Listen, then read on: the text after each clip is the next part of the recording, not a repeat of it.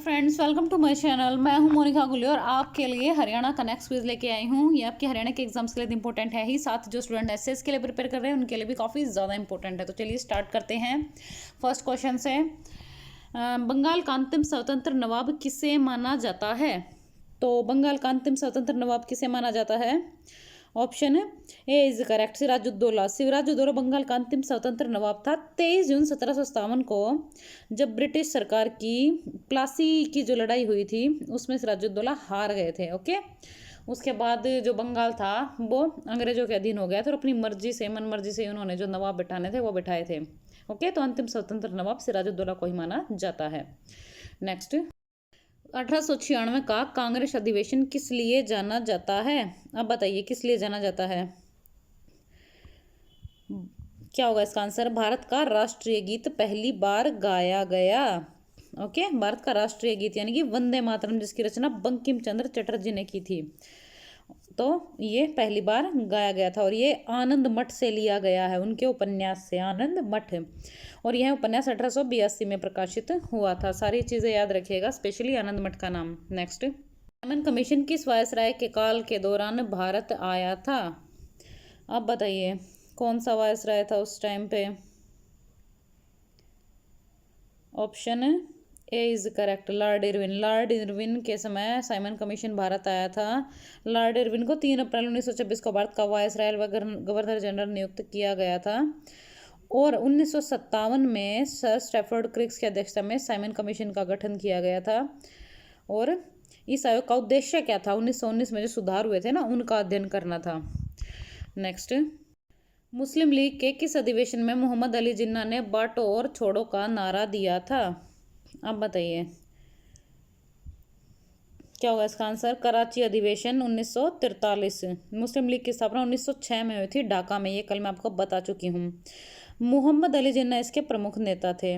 और मुस्लिम लीग का मुख्य उद्देश्य क्या था? मुस्लिमों की रक्षा करना, अधिकारों की, परंतु बाद में इसने एक अलग देश की मांग शुरू कर दी थी जिससे पाकिस्तान बन के सामने आया। चलिए नेक्स्ट है, हरियाणा के किस स्थान को जॉर्ज थॉमस ने अपनी राजधानी बनाया था? अब बताइए क्या होगा इसका answer? Option C is correct, Hansi का दुर्ग। हांसी को ही जॉर्ज थॉमस ने अपनी राजधानी बनाया था, तो हांसी के दुर्ग को। ओके, नेक्स्ट है, अब इसे जहाज कोठी के नाम से भी जाना जाता है क्योंकि जॉर्ज को लोग जहाज मतलब जॉर्ज कोठी बोलते थे पहले उस टाइम पे, लेकिन ये धीरे धीरे अप ब्रांच होके इस तरीके से बोला जाने लगा।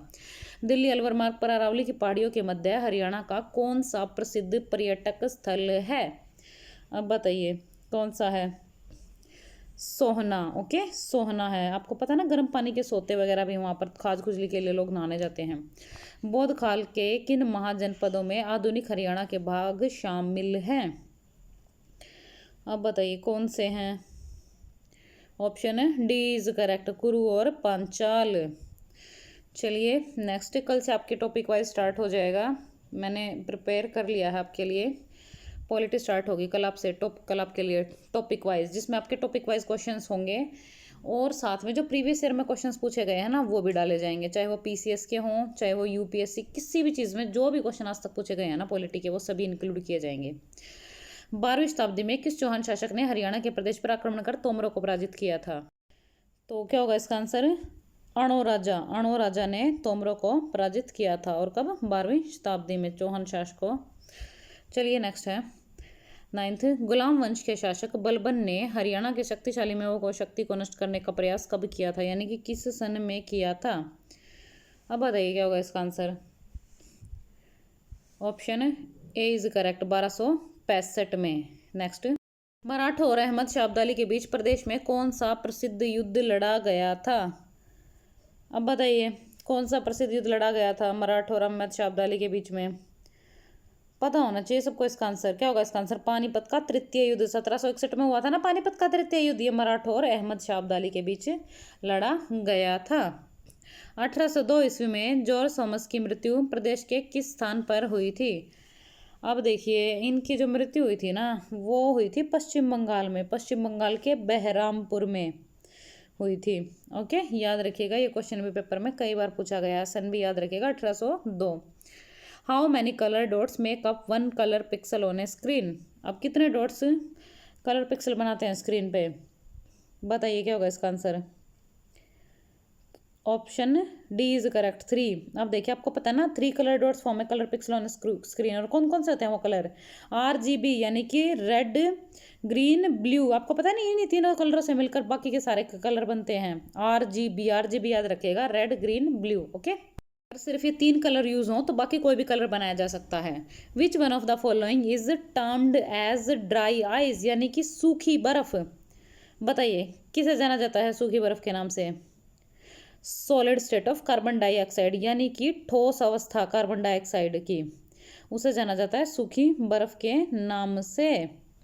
नेक्स्ट है soaps clean surfaces on the principle based on. अब बताइए जो साबुन है वो कैसे क्लीन करता है, किस फिनोमेना पे बेस होता है, तो इसका आंसर होगा surface tension. Okay, surface tension.